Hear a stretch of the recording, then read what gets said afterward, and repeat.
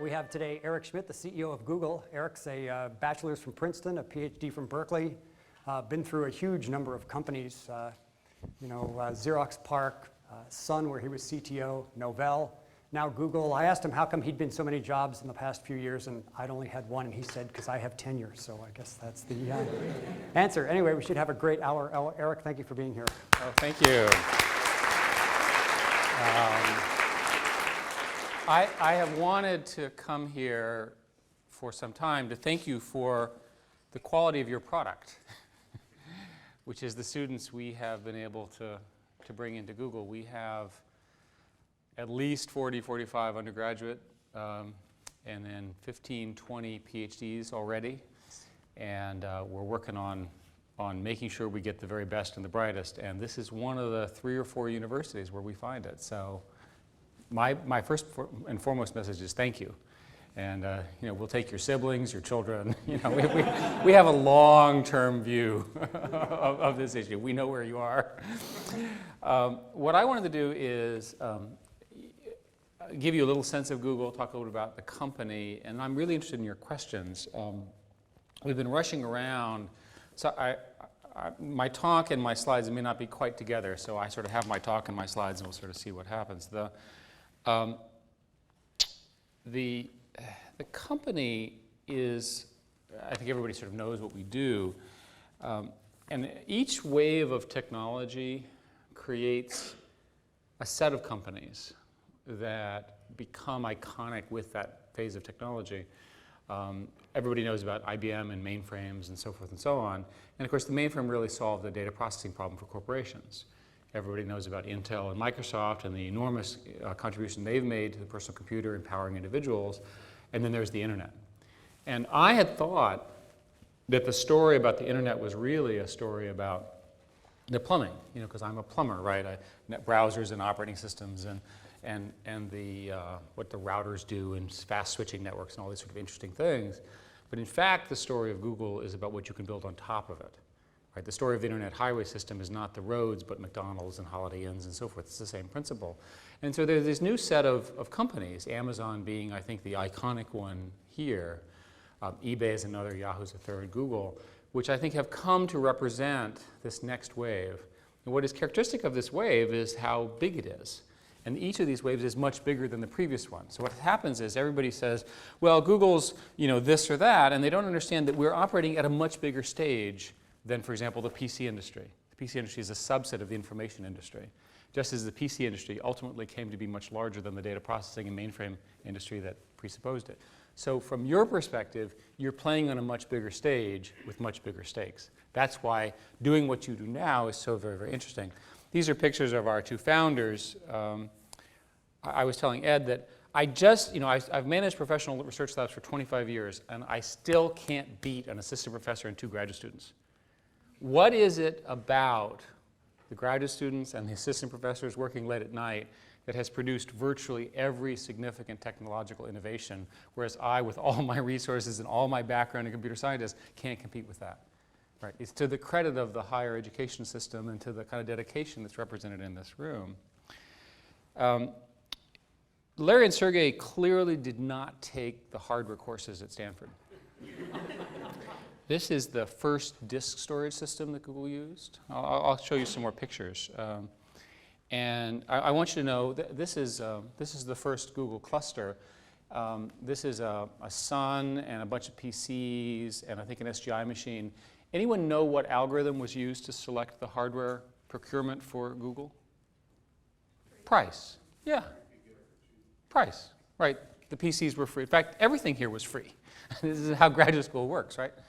Now, this is the first rack that was built. And folks here you all are hardware engineers, right? Has anyone studied what happens when you put the disk drive directly on top of the CPU fan? Okay, now you think I'm kidding? Do you see the disk drive? Do you see the CPU? Okay, so after the fire, we learned to, and I'm not making that up, and in fact, the software people who designed this, because clearly they did not have any hardware engineering friends, concluded that the way to provide thermal isolation was to put corkboard. Right, so these are in fact known as corkboard systems. This particular machine is in the Computer History Museum where you can see it. Now our users are everywhere, and what's neat about this is that this is a picture of where Google's users are. If you take a picture from the space shuttle, one of those time-lapse pictures of the 90 Minutes maneuver, and you see lights, it's the same picture. So in my lifetime, in our career, what I am most proud of is to get the internet to the same level of penetration as electricity, which also answers the question, why don't you have a lot more queries from the middle of South America? Because it's a rainforest and there's no electrical power, right? So if you want to work on the problem of internet penetration, work on the problem of getting them electrical power to run their computer devices and their BlackBerries and so forth and so on in the rainforest. Right?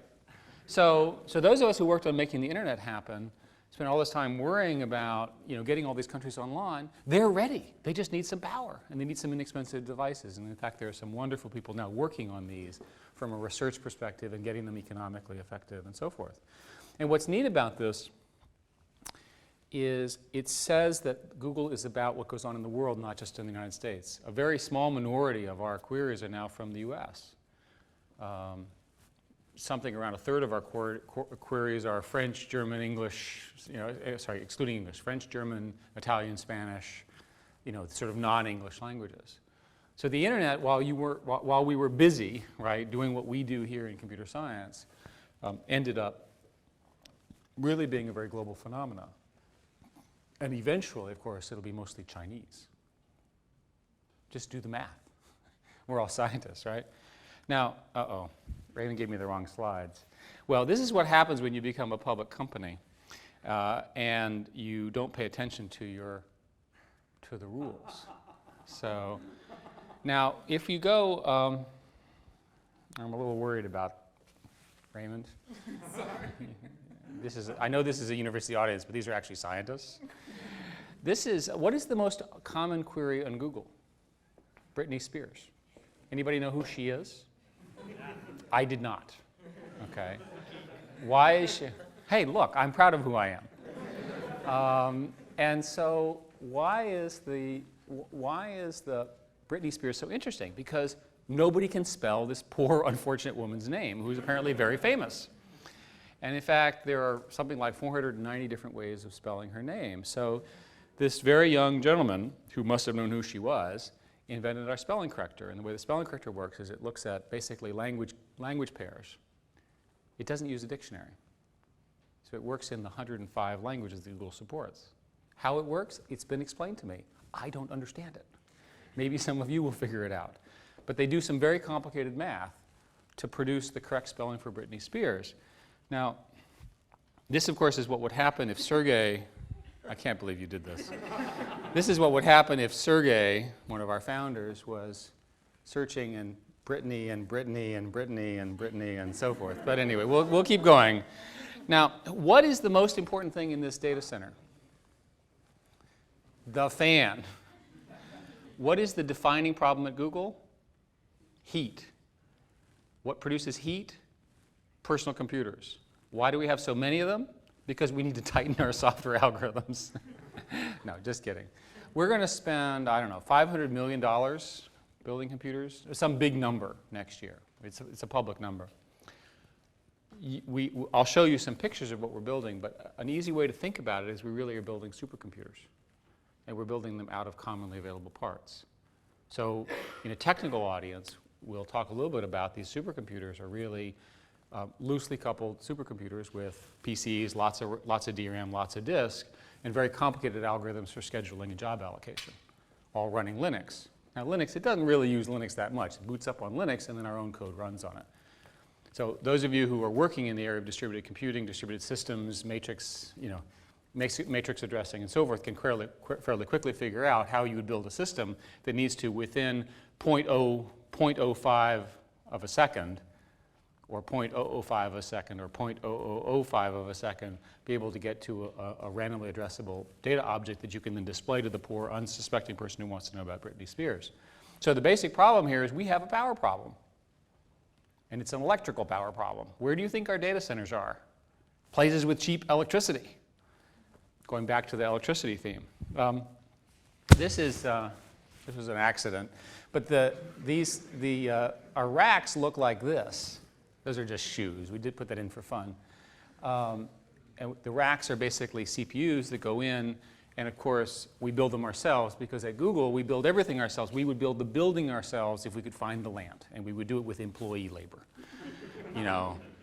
I said, don't you think someone could build hardware for us? And people go, no. Never occurred to anyone that the gazillion of server manufacturers might make computers that were fast enough for us. So I said, why don't you try it? So we benchmarked ours. Ours were faster. They won. I lost. So we build our own. Now we build an enormous number. Oh, no. This would be what happened if Larry and Sergey had been... oh, my goodness. Well, we'll just skip that one. So here we go. Lots of interesting products. This is our satellite maps. Now, a team that we work with in Australia that are now Google employees did a very interesting thing. They built a map that's on top of a browser. The map's computed on the server, and it uses XML, HTTP, and a number of other JavaScript hacks to basically give you a map that you can drag and drop and move through the space. Very interesting technically. They overlaid it with a set of data that we licensed in the US. They didn't bother to do it in Australia for some reason. I guess that's where they live, and they knew where they were. We've since remedied that.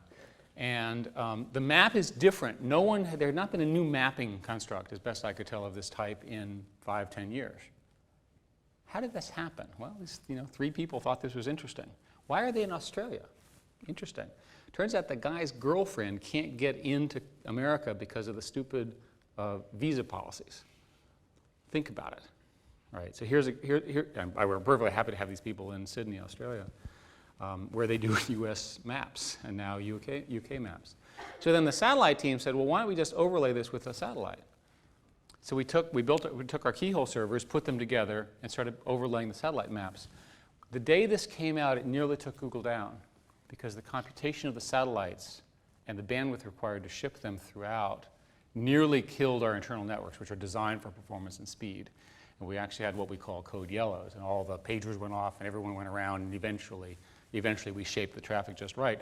And I just signed another $10 million to buy a full wavelength. I want to choose the color. In the WDM architecture, which colors do I get? Do I get red or pink or yellow? I want to be able to say, I own a color around the world.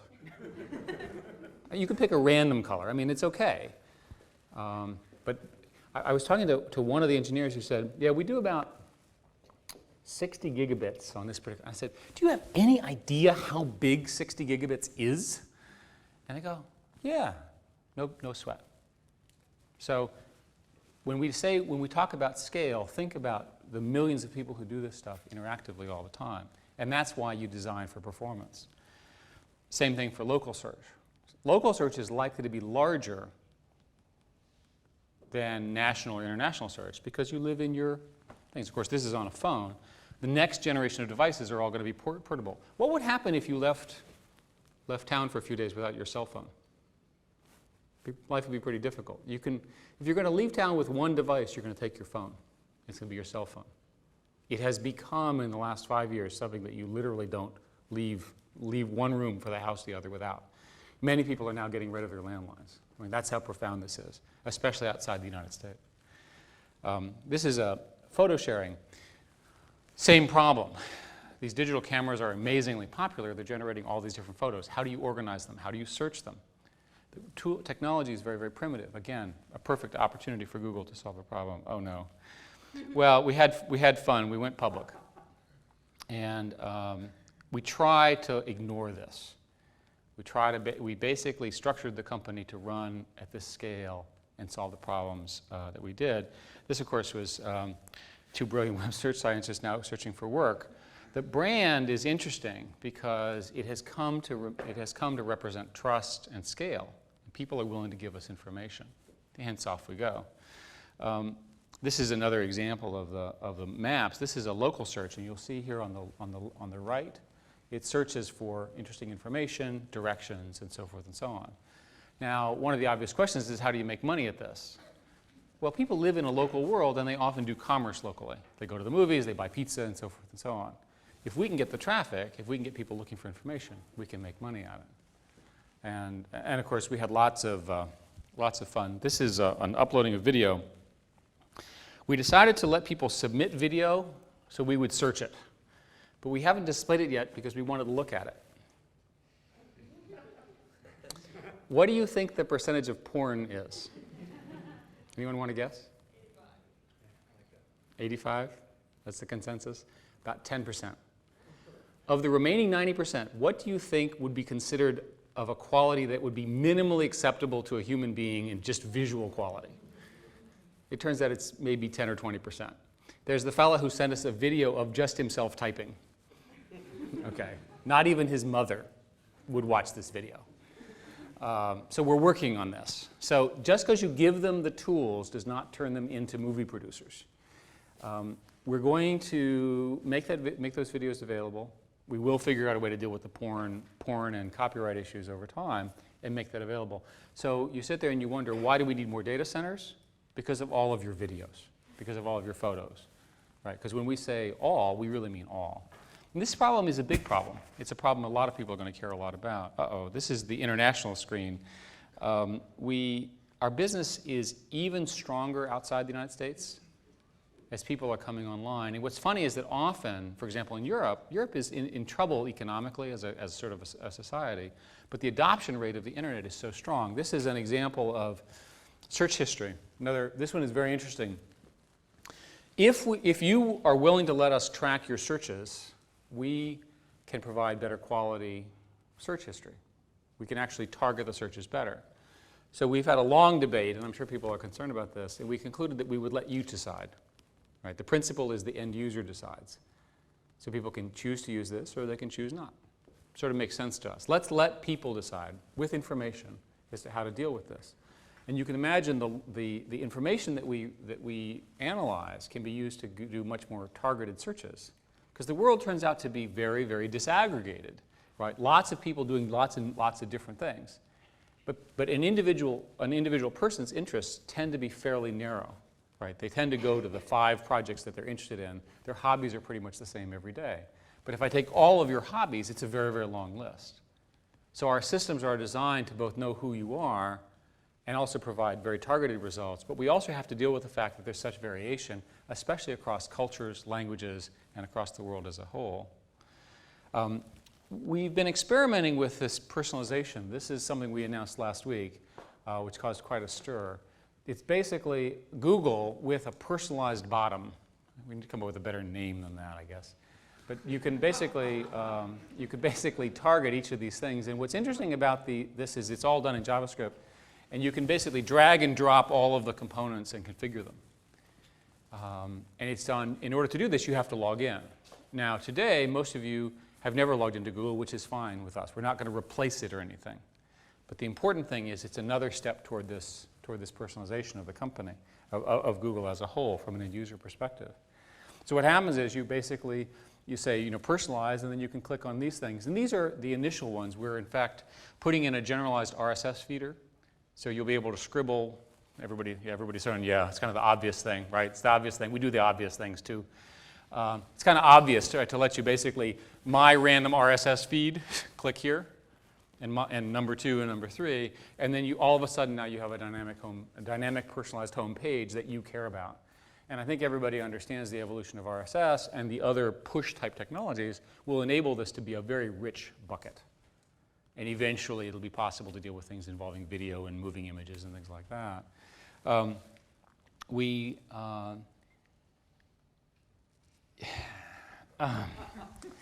Well, in any case, we're very concerned that our programmers be very productive. And the single most important thing programmers need is a washing machine and a dryer. So we take this very, very seriously. This is a picture of one of our many, many laundry rooms. I'm not sure what else to say about that. We have lots of interesting visitors who come by. Again, this is the benefit of being a place that people see online and they want to come see it in person. And it's just as interesting in person, I think. We're also focused on food. You basically cannot move more than about 50 feet without encountering food, which is something I noticed that you did here, which is very good. We're trying to build workplaces that are sort of lifestyle places.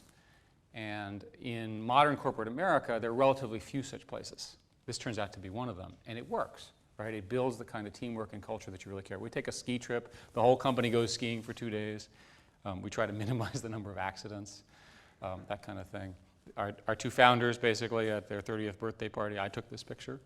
Oh no, God. Anyway, we had a lot of fun with our IPO. We'll skip that one. And this is, at the time, the entire company in the hot tub. It's a very dog-friendly advice. Our dog policy is longer than our human policy in our employee handbook. And it has to do with the output of the dogs. And all the rules associated with that. So we do have rules. They apply to the dogs. We run the company, and I'll finish up. We run the company with a rule which we call 70-20-10. 70% on core search and ads, 20% on adjacent businesses, and 10% on other. And employees are encouraged to spend 20% of their time on whatever they want to. And because of the nature of the technical community that we hire from, they do amazing things. And virtually all of the really interesting new things have come out of 20% time.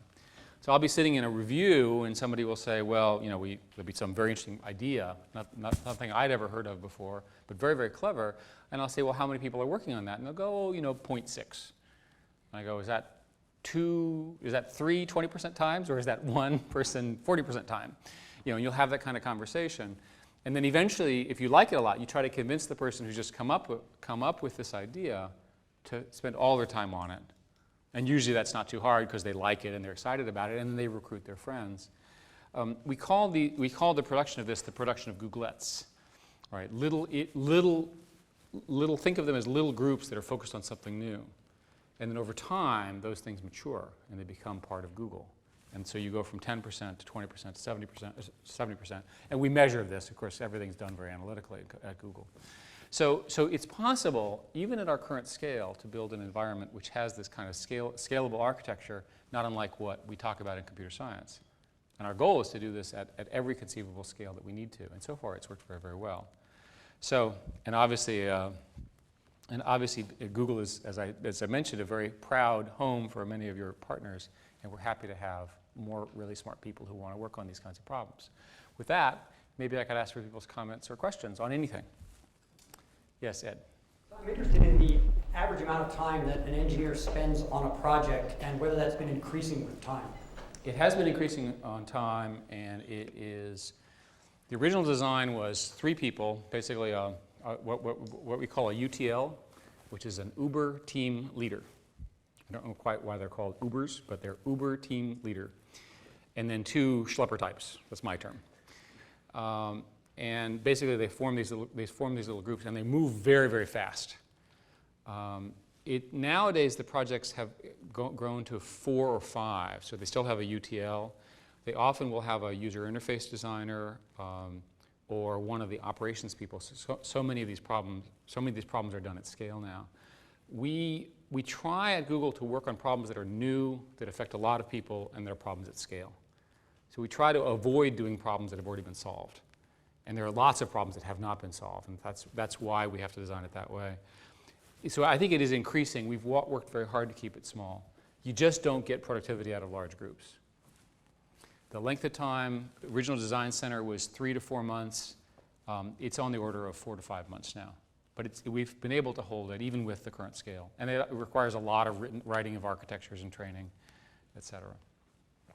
How long typically will someone spend on a 20% project? Does it last 3 months or a year or 2 years? They're allowed to do it for as long as they want, but usually what happens is there's enough peer pressure and people are interested in what you're working on that if it really is not working, or if you're just sort of you're just sort of in your own space and kind of wacko, there's enough interaction that it sort of gets corrected. It's not managed by anyone, but because we work together so closely, people know what people are working on. Everybody wants to talk about something interesting, not unlike graduate school. I mean, frankly, it's easy to talk to this audience.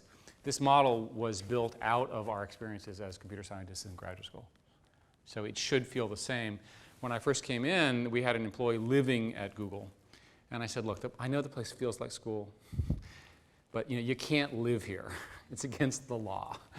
So he took his futon, and he found a friend, and he moved in. You can live, you can use the showers, you can brush your teeth, you can eat. Your friends are all here, your computers are all here, but you gotta sleep somewhere else. I don't know if you have that rule here. We had one student who spent the better part of a year living on the roof of our old building. Yeah. And he would actually spelunk down in the morning. My roommate at Berkeley, when I was a graduate student, lived in our office. My office mate, lived in our office, and this went on for 9 months. And after the 4th or 5th month, I just moved out. It just was just a bad situation. More comments? Yes, sir, over here. What do you think of as your competition? What do you think is going to happen as there's more competition in the various areas you're in? It's a very big space. Today we compete with Yahoo every day, and I assume you're referring to for search and for advertising as opposed to for labor. And Microsoft has announced their entry in the market, although they're not a significant competitor yet, although I'm sure they'll try. The space is very, very large. Because remember, the space is defined as not just web search, but searching everything. So all of the information, movies, books, radio, television, everything printed, everything written, all the journals, all the stuff that's proprietary that you can't get to today. And each of the companies has a different tack on it. Yahoo is busy cross-integrating across relatively proprietary content networks that they're busy buying, which sort of makes sense if you have sort of a studio model, which I think is working pretty well for them. Google is a pure search, pure scale play, right? So we don't do our own content. Microsoft has publicly announced that what they're going to do is embed search in every single bit that there is on a PC screen, as best I can tell. So that's going to be their entry, but of course it'll be some number of months or years depending on what schedules you assume. So, and my guess is that those will be the big 3 players, and then there'll be lots of interesting little companies. For those of you who are interested in truly founding companies or really want to be entrepreneurs, the broadly defined search space is very, very rich with opportunities for small companies as well. So I think we'll see lots of interesting competitors. Yes, ma'am. I'm interested in how successful it is when you let people do whatever they want. So can you quantify that in any way? Like what percentage of these Googlettes have become products that we might have heard of or not? Or any metric that you can think of that will give us a feel for how successful that strategy is. How do you quantify the success? The simplest way to explain it is that our rate of innovation is significantly faster than anyone in the industry and significantly faster than our competitors. We're very proud of that. Yeah. So the obvious players, but a whole bunch more. So we know the answer, independent of the exact math. We do track project lifetimes, but there's so much of a statistical bias there. Did you really start it? Did it end it? Did you just morph it? You can't come up with a truly quantifiable answer to your question. The secret here is not in the way we manage it, which we're very proud of, but in our selection of the people. This model works when you have the right people. It would be a complete failure in an organization that absolutely had to be told exactly what to do and wanted to work on one big project. Right. What might we know that has come out of this? Well, sort of everything. Really? Yeah, I mean, we've run the company since I've been in the company. Excuse me? The 20% part? Yeah, but essentially all of the interesting things that you see. So a typical example would be Frugal, which is the product search. We had been looking at this for about a year. People had been thinking about this area, and we kept seeing demos. And then one particular engineer said, I can't take it anymore, and he just built it over a few weekends. and presented it, and we said, oh my God, that's it. The personalized search, the homepage that I just showed you, same process. We've been talking about it for a while. Google News, a single researcher invented a mathematical concept which is related to a toroid in a way that I never understood, where he basically looks at all, because our news product reads all the newspapers at once and then figures out which ones are important. So he reads all of the newspapers every so many minutes, and he constructs a mathematical structure that he invented, which apparently all the mathematicians thought was the neatest thing they'd seen since, so-and-so, the four-color problem or something. And he just applied it, and he did it in his spare time, and that, of course, created a huge business for us. So we wait for these things. I have a number of things that I'm waiting for. Maybe you guys could help me. The product I want is the one where, when I'm typing, it tells me what I should be saying. Right? That would be a huge improvement, not just for me, but for everybody in the world. And we're not quite there yet, so if you could work on that, that would be good. Yes, in the back. You mentioned Frugal, and I'm just wondering if you could say a few more words about product search. So you didn't list Amazon as one of your competitors, but should Amazon view you as their biggest competitor? Again, Amazon has a product called A9, which is a very interesting vertical product search product, which they're doing out of their Palo Alto operations. They're a very, very large advertising partner and customer of ours as well. So again, I would encourage you, when you ask a question about competition, put it into the framework of this very large and evolving space. So if people are going to live their lives online, there will be many such players, and we're all going to work together and compete to some degree. In Amazon's case, we drive a great deal of traffic to them because people come to Google, they see something, they go to Amazon, and we have very good relationships. Jeff was also an early investor in Google on a personal basis. Yes, sir.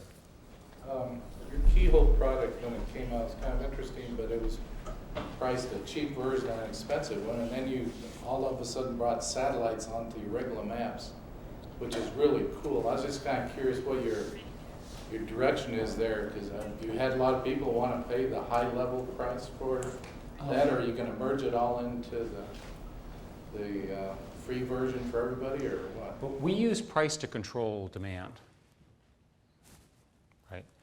So if we have too much demand, we have a price that keeps the demand within our manageability. Keyhole, when we acquired them, and it's a very successful acquisition for us, had a two-tier product line, which is the one you're referring to, the $500 product and a $30. These are per year, so these are not hugely expensive. And as we figure out other ways to make money, we'll certainly work on lowering. I mean, our goal is basically to have information access be as free as possible. So we'll look at all of those. But we have product after product where when we bring them out, we have to limit their use. Gmail, for example, is by invitation only. Now, you may think that that's because we want to create a viral marketing effect, and that's a wonderful story. And the real issue is we need to control load, right? Literally, because the people who use Gmail just live on it. And so we look at network capacity, computer capacity, and scale it appropriately. So you should expect virtually all of these things, prices will fall, and they may or may not go to zero. But I mean, it makes perfect sense for us to try to have better. One of the rules about this play is that if you can get the users, you can figure out a way to make money from them later. We used to call this URL, ubiquity first, revenue later. It's the same idea. In the back. Speaking of price, one of the things that always struck me as interesting is that the Google research, where people pay for researched answers to their specific questions, always seemed like the prices were low enough that who could you pay to do that much research for that little amount of money? How does that work? I can't think of a better ad for us. It turns out that there are enough people paying these small amounts of money that we support an ecosystem of, I don't know, somewhere on the order of 1,000 researchers who actually answer the questions for you, and they have little businesses. It's a wonderful thing. The numbers are big enough, it works. Yes. Yeah, they're very much independent. And we think that's better because it creates competition. And you get some expert in something that I would never think of, And all of a sudden now they are the expert on this, and these questions get routed to them, and they literally, it's good for them, their ego, their sense of worth, and they really do provide a great service. Yes, sir, over here. You mentioned the search history earlier. Yeah. Do you think you'll get to the point where you're showing different search results to different people depending on their history, depending on their behavior? I'm sure we will. It makes sense, right? That to the degree that you're willing to give us more information about you, we can target your searches better. You already give us a little bit by telling us your language, right? That would be a simple version of this, but it will obviously scale. And we have to be sensitive to people's privacy on that. Go ahead, you had a question. Do you have any plans to expand into the desktop beyond the Google toolbar? The question was expansion to the desktop. Well, today we have desktop search, and we just announced a product which is enterprise desktop search. So you install this enterprise server in your network as a corporation behind a firewall, and then on your Google homepage you see my local hard drive and my enterprise as well as the web. So we like that model, the different tiers of information. So the desktop search product is very broad. It's supposed to search everything. People can elect to download it or not. Some people want to find out everything going on their computers, and other people don't. And we're adding all sorts of features around, log into it and security and all that. So basically focused right now on the desktop on personal desktop search and then integrating that with the whole Google experience. You can imagine taking that and the personalized Google and the search history, and you can imagine all the different products we can make out of that. In the way back. Yeah, lots of people criticize Google's business model and also its profitability and how the stocks were priced. Like, what's your take on this? I'm a shareholder. Let's repeat that. People criticize what again? Do it in order. The business model. Why? Like, they don't know how you guys generate money, and like with all this money, they cannot, with the current model, they cannot project. They can't see how much you can make based on like stock price it is now. Okay, so remember the picture of me and Time magazine? It's probably a mistake for me to talk about the stock price because I get in trouble as this public company CEO and there's all sorts of laws. So let me answer a different question, which is people would like to see more information about how Google's financials work internally. I'm not talking about Sarbanes-Oxley. I'm talking about how do we make money? What is the formula for our ads and how much user traffic and so forth? We've decided not to give that information out, and so we don't, and that's why they're upset. And we make them sort of figure it out on their own. And we don't give it out for two reasons. One is that we don't want our competitors to learn it because we've invented models that they don't have, which is one of the things that's driving things so quickly from a revenue perspective. And the second is that we use a very complicated formula. And so if I told you you took the click bid times the number of traffic, which is what many people think it should be, you wouldn't get the right answer. So we would in fact be misleading people, which is not a good thing. Let's see, in the way back. We'll work down. Go ahead. Yes, sir. Way at the top. Yes. I mean, as Google has grown, it's become kind of important, like socioculturally and politically, also with Google News maybe. So I'm wondering if there's a strategy within the company for that, and if that differs from country to country, to market. With respect to what? With respect to? With your positioning as like a cultural and maybe even political phenomenon. We don't focus on that. There's been debate that we should. But Google is a viral product. It's sort of, it's sort of tribal in the sense that people are part of it, and it evolves. And in almost every case, that has produced a better outcome than planning what would happen. When we go to another country, we ship them a whole bunch of lava lamps. We find that is a good way to get it started. And if they get big enough, we hire a chef and all that kind of stuff. But there is no strategy. And maybe there should be, and it seems to be working just fine so far. There's a question here. Go ahead. Yes, sir. You mentioned briefly organizing photographs and video. Where do you want to go next in that area? Well, I would like somebody to invent a way to search non-annotated video text. I know there's some people here who are working on this area. I'd like somebody to figure out a way to do automatic audio to text translation that has higher reliability than the current one so that we could automatically search that. The basic problem with multimedia search is that you need some kind of textual annotation in order to do search. And otherwise, your hit rates are just terrible. So that's, I think, the research issue that has to get worked on. From an end user perspective, there are actually very large legal problems with respect to access to copyright holders. I've learned since I've gotten in this job that we think of Hollywood as the movie stars and the producers, but that's not what it really is. Those are the people who work for the people who are lawyers who negotiate incredibly complicated intellectual property agreements. And the recording industry, with respect to music industry, is nothing compared to the movie industry and the video rights industries in terms of their sophistication. And every single contract, product, structure is different.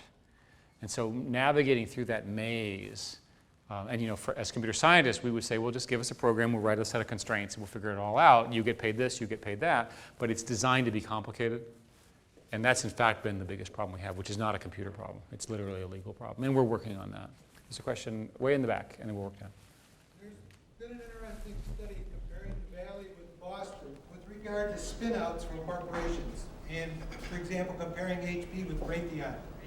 And it turns out that HP spins out a lot more companies than Raytheon does. But it occurs to me, listening to you, that maybe that Raytheon does a better job of capturing innovation and keeping it in-house. Do you plan to keep track of your spin-outs and analyze them as they go along? Well, we've only done spin-ins. So we have 0 data points on spin-outs. And I don't know that the company is going to be we run the company in an integrated strategy fashion. So we don't have plans. We're not organized the way these large, historically organized companies are with, we have this division, we get tired of it, we'll get rid of it, we'll buy this other division and run it as a separate P&L. It's an interesting question, but we just don't operate that way. Yeah, go ahead, yes. Yeah, could you comment on tags and social bookmarks? In what context? Delicious, Flickr, are you following that? Yeah, it's interesting. I think that there are many people experimenting with ways of taking video and audio and building networks around them. Last year's big excitement was Friendster. Everybody remembers that. I'm not sure that that's so exciting now, but it was very interesting way. We have a product called Orkut, O-R-K-U-T, which is both the product and the man. And Orkut is another very, very successful such site. It's obvious that we could begin to integrate those communities and social networking communities with kind of tagged and personal data in ways that would be predictive. And there's a lot of interesting implications for that if we can figure out how to do it at scale. So let's go. Ed, you want to go ahead? How do you decide when to try and generate revenue off a new offering? For example, Orkut's been around for probably 2 years now, and I still don't think there are any ads on it. That is correct. So you've obviously made a decision not to try and monetize that. Yes, you would assume that the company is more tightly managed than it is. In fact, the Orkut team is so consumed with load from all of its users that it has not had time to think about this question. A better example is Google News, where every month or two we have this conversation. Google News is a very successful product for us, easily monetizable, make lots of money. And they come in and they say, well, do you want more revenue or do you want Arabic news? Well, that seems like a no-brainer. So we do Arabic news. So next month it's going to be, do you want Afghani news? We'll go, well, okay, we'll do Afghani news. There's only about 300 countries, right? So eventually we'll run out of this, and then we'll work on monetization. But the decisions are not made in a central way; they're made by the teams. Yes, sir. So Google is still a pretty small company, and I've heard that your guys' management structure is pretty shallow. Like you have the upper management, and then you have maybe middle management, and then you have the developers. Yeah, we try to have as little middle management as possible. They get in the way. Yeah, but you guys have also been growing at an exponential rate. You've been roughly doubling every year. So how do you plan to keep up? How do you plan to keep up sort of the same work environment as the company's growing? Well, we like these little groups. And we think that our model, which is that you define the groups, you define the group structure of small groups, you encourage people into the 70-20-10, and then you do a call for action. You say, these are the areas that we think are interesting. Would you guys self-assemble? And we like that management model. It works for a lot of very senior people. There are people for whom it does not work. They actually want to be managed. They're young enough or inexperienced enough, or they're having their own problems, or they want somebody they can talk to. And so you can't do it without any management, so you have to find some balance. And so we're indeed trying to recruit managers who want to manage but don't want to actually manage too much. In other words, they want to be with people, they like people, they understand how to manage creative people, but they're not going to tell them what to do unless they need to be told. Often, most of you are sort of too young to have seen this, but in the classic engineering company structure is very hierarchical, and everybody's organized in these little, sort of inverse tree structures, and it's just a disaster. It was how I was trained, right? So, yes, sir. It seems like information standards are really important to the Google's business, whether it's HTML or data processing or whatnot. As you move into more markets in the future, what do you see your role in shaping both the standards from both a technological standpoint and a business standpoint? We have not had to do much there, and I can see us having to do more in the future. We're large enough that what we do is likely to set a standard anyway, and we've always taken the position that the standards should not be proprietary. In other words, they should be open. Because remember, the goal here is all the world's information, and if we can get it all out there, if we can suck it in, we think we have competitive advantages from our data centers, our ad model, our Salesforce, our management culture, and so forth to take advantage of it. So a traditional company would say, well, here's a standard, it's proprietary, you can't use it. We do the inverse. But there hasn't been so much. It's an interesting idea. We also face the same issue with APIs. Google is not a company that really understands how to promote platform APIs. We have a few. Of course, that's my own technical background. And I've always felt that Google should be better at it because it would be strategic for us. And we're working on that too. Yes, sir. Traditionally in the past, when brand new resources have been invented, like steel or trains or airplanes, it's had huge impacts on people throughout the world. Having all the world's information accessible and searchable is going to be one of those. What do you see over the next 5 years as being some of the key ways people's lives are going to change, the key kind of things people are going to want to do with this information that they can't quite yet do? Yeah, the question was, what is the impact, for those who didn't hear, what is the impact of all the world's information over the next 5 years, if it actually happens? We don't know. With Google Maps, they managed to expose an API that nobody was paying attention to, and then a whole bunch of these online services started taking their data, which was geo-specific, and overlaying it on the map. The best one is that it shows you the live location of the taxi cabs in your city as they're moving around, because the taxi cab people all have a feed of the GPS locations of the taxi cabs. Now, would I have ever thought about that? Not a chance. Right? It happened because somebody exposed an API. We were open to get that information. That's a simple example. I personally believe that the right model is to think of all the world's information in the equivalent of an iPod. So what happens when all of that information is physically, you're carrying it with you? And assume for purposes of argument that there's a real-time update and it's relatively current and there's some way of addressing it. And if this isn't in 5 years, it's probably 10 years. What does it do to teaching when every student basically can do the answer quicker than the professor can get it out of his or her mouth? I don't really know. I mean, when I was growing up in Virginia, I literally had to memorize the names of all the counties. Right? Why do I have to know that? As an executive, I said, of course, we use Google all the time at Google. People will say things, I'm not sure if that's really true. A politician came up to me and said, did you, in the typical sonorous voice, did you know that there are more outhouses than TiVos? I said, that can't be true. So what is the query, right? More outhouses than TiVos into Google. It turns out it was true. The growth rate of outhouses is there's roughly 600,000 of them, and it's minus 0.5% per year. And TiVos, of course, have since grown quite dramatically. I mean, is that fact particularly useful to know? I found it quite interesting. The human mind is a precious thing to waste on this kind of information in the way back. Yes, sir. I wasn't familiar with this concept of sort of self-assembling work groups and the call to action. It's very intriguing, but I wonder if it happens that your more senior employees end up sort of getting the most juicy assignments because they have this sort of peer relationship that says, well, they get to do all the interesting things. Does that happen? And if it does, how do you combat it, or do you decide not to combat it? It may happen. It's an interesting question. Programming ability seems to be uncorrelated with age or rank or seniority. It seems to be a gift. And so I have not seen what you just described happen. What I've seen is that somebody who is just an amazing producer of new and interesting things just becomes a natural leader.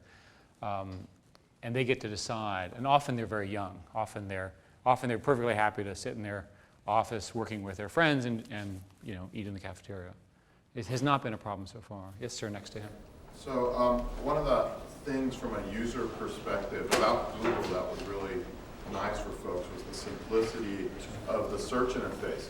And over time, as you add all these new properties, it seems like a large problem is to figure out how you expose those properties to people without making your homepage turn into something like Yahoo that has hundreds of links all over it.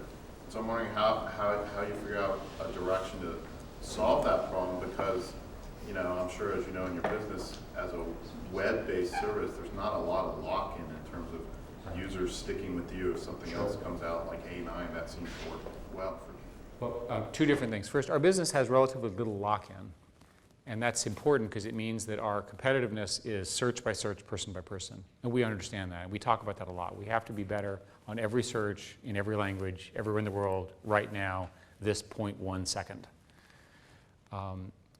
With respect to the home page, the current take is to not change the home page very much, but to try to add these other services either on an exceptional basis, in other words, if you ask for them, or to intuit it by either your pattern or something about you. So we are distinctly trying to not do the Yahoo maneuver, but we have not yet exactly figured out how to solve the problem that you pose. But I agree with your premise. I think it's roughly right. Yes, over here. We'll come over here. So you just mentioned intuiting the features to add, and you can see when you come up with specific searches these days, the little piece of information that appears at the top, like the local or the airline flight tracker, the airport information or whatnot. But there's, as far as I know, that's all done by some Google engineer who writes that pattern that matches that query and then puts that information there. Yeah. Do you have any plans to, say, open search style, make that more? It may be that this RSS scribble is the first part of that. We're going to experiment with that for a while. What the technology you referred to is internally known as a one box, and it's a set of, what happens with your query is it comes in, and then a whole bunch of computers handle the query itself, and then there's another set of computers that analyze the question of, is this something for a one box? Remember, everything has to be done in 20th of a second or 50th of a second, very, very quickly. And the problem with allowing people who are not in our data centers to produce those results is they can't meet our timing constraints. And Google is designed for speed, right? So we care about speed, speed, speed for numerous reasons. For example, much of our traffic originates in one continent and serves another continent. So we are one of the biggest beneficiaries of all the dark fiber underneath the oceans. So far, we've not been able to do that. It's more likely to be done on a per-person basis than on a generic nation. If it's on a per-person basis, then we can have a smaller number of users for that specialized service, and then it'll go through our data centers into the other folks. Over here, yes, sir. As a follow-on kind of to his question, but as you become, let's say you become extremely successful and you are kind of the gatekeeper to the world's information, it seems like you then become a target for potential government regulation, political interests, certainly in countries that are not as open as the United States. Is that something that you guys are, I know you're somewhat dealing with it with China and other countries? It's a problem to worry about because we're a big enough force now that people pay a lot of attention to us. And we are creating some negative waves for some people who are disenfranchised or unhappy or don't want this kind of access for one reason or another. The official answer from a company perspective is that we have to follow the law in the country. And if we don't like the law, that doesn't mean that we can just evade it in country A or B or C. So we are forced to, whether we like it or not, and we can have personal opinions that disagree, we have to follow the laws in those countries. Now, in some cases, the laws there are ways to work around them in a legal sense of working around them, and of course we try to do our best. And I think it's going to get worse, as we become more and more of the fabric of online experiences. Yes, sir.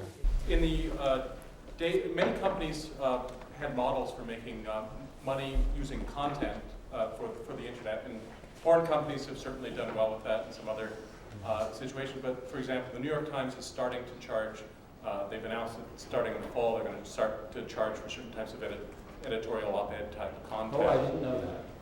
Just We know, last we week know or that? so. We know that. Yeah, the people doing the deal knew this. Okay. We know this. Yeah. Yes. So the question, Perhaps we should talk in the car. Thank you for letting me know. So the general question then is, in a world where companies realize that they actually have a chance to make money for content, does Google then become middleman for that content and be involved in the charging, or does it keep the model of essentially the free access to information? A very good question. We're going to do a combination of what you just said. We have built and are in the process of building what we call proprietary content distribution. And the vast majority of the money goes to the content provider, but we keep a fee for providing the billing relationship and so forth. That's a classic distribution deal. That's not going to be the majority of it. The majority of it is going to be sending free traffic to the New York Times, for this case, and then they're going to do upselling. Because the thing that Google can do is we can send so much traffic to these people that they're willing to just let us send traffic to this and give us things that are attractive to get that traffic. And they won't make us pay for it. But they have a legitimate need, an obvious one, to make money. So they can then take that traffic and say, hey, look, here's a way to, the Wall Street Journal is an example, paid service, but you'll see it now in Google News, right? You won't see the whole newspaper, but you'll see enough to get your appetite whetted and then upsell. So we don't really know what the structure of the internet will look like, but Google is likely to be, if not one of the largest places that people come from the standpoint of being an information publisher, and you'll want to work with us. And by the way, you wouldn't want to do it exclusively. You'll want to work with some other people as well. But we would hope that we would be the largest traffic generator to you as a publisher. And we think that that's good. And one final thing is that we built a product called AdSense for Content, where if you are in fact a publisher of information, and let's say that you're the website operator and the author of a site on a particular brand of golf or something, and there are specialists who care a lot about golf, and they all come to this. Well, you can make enough money to run your website by simply running some of our ads, and that has turned out to be a huge business for us, much to our surprise. So we are in fact trying to make the money move toward the publishers because we need them to make the internet work. That was a 20% project by Jeff Dean, if I remember right, actually. It actually was. Thank you. And thank you for spending so much time on this. Thank you for inviting me, right? And I will see you again. Thank you so much.